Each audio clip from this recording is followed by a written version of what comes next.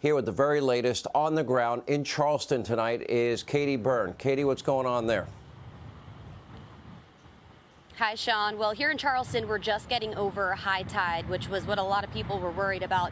What happened was streets turned into flooded roads like this because the seawall, which is right in this direction, you can't see it right now because of how dark it is.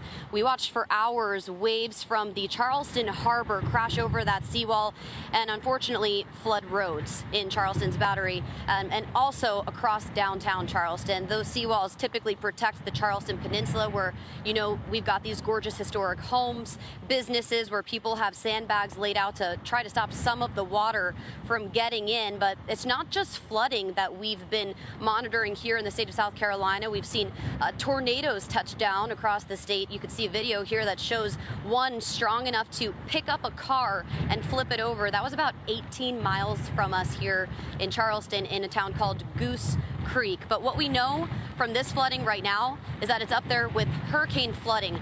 The harbor reached over 9 feet, which has only happened 4 other times during hurricanes. And unfortunately, the water hasn't really started receding much yet. We're in a spot where we're close to high ground, but it gets deeper as you walk into roads like this. And we'll have to wait till daylight tomorrow to see what kind of damage is done, Sean.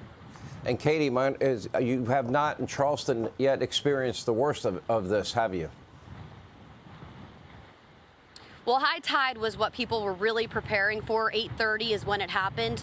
We're hoping that after 8:30, this water would recede pretty quickly, but we haven't seen the water receding just yet. What we do know is the wind was pushing that water this way, and that wind is going to change directions and hopefully push the water back into the harbor in the next couple hours. Okay, Katie Byrne in Charleston tonight. We'll check in later.